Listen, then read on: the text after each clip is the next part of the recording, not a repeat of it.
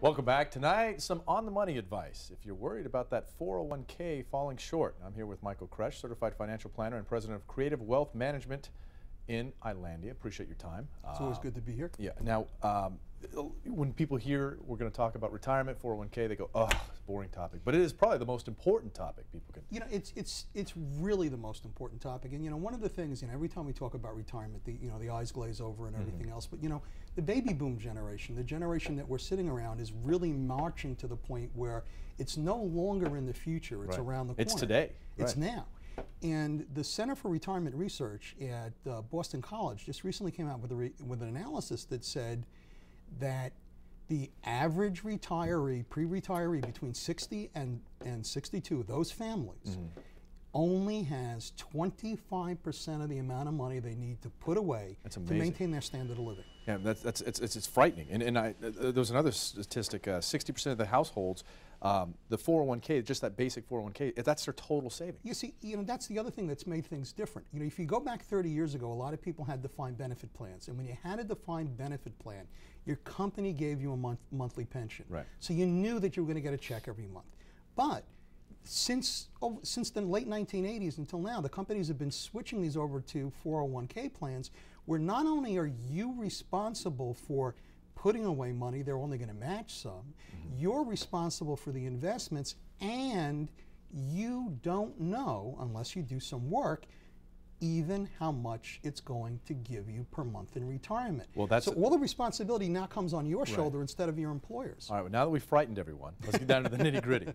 How much do we need for retirement? See, there are a couple of different ways to look at it. If you're in your 40s to early 50s, you can use a simple formula to give you a rough idea, and that's around 70% of your salary. The closer you get to retirement, the more you got to fine-tune that number, because you have to figure out what that number is. So if you're somewhere in your 50s, you can say, okay, look, I know I'm going to earn a little bit less. I know I don't have to pay taxes. I know I don't have to pay less taxes. Right. I don't have to pay FICA, and I'm not going to be saving.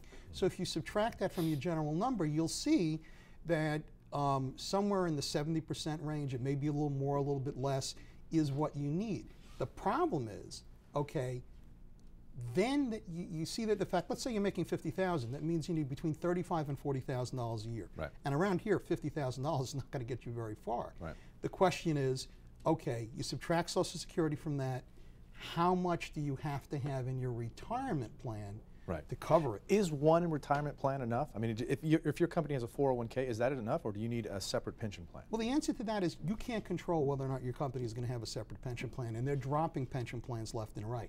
So governmental employees still have the benefit of both, but you saw that Governor Cuomo was talking about getting rid of the pension plan for New York State workers and putting in a 401k.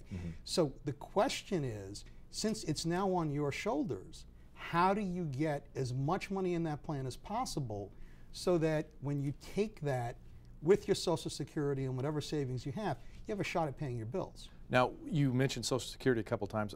That's in the headlines. It's a big political topic right now. We have the payroll tax cuts that are at least extended for a couple of months. That takes away from Social Security right now. What can we really realistically expect from Social Security? What I tell people is this when you're talking about your planning. If you're 60 or older, what you have on your last Social Security statement is something that you can expect to really have, because it's not likely that the government's going to be able to take benefits away from you because you're too close to retirement.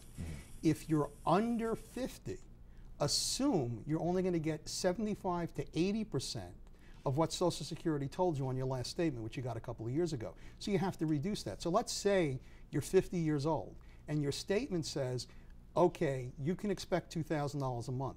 Don't plan for more than $1,500, because we know to balance the budget deficit, we have to start cutting these benefits back, and that's going to happen. So if you say, I'm going to get $3,000 a month in Social Security, which is about the maximum you could get, and you're wrong, nobody's going to write the check for the difference for you. All right. Better to assume less and be prepared. Michael Kresh, you scare us, but it's an important topic and something that we need to think about right now. Absolutely. Appreciate you coming on. Always a pleasure. All right.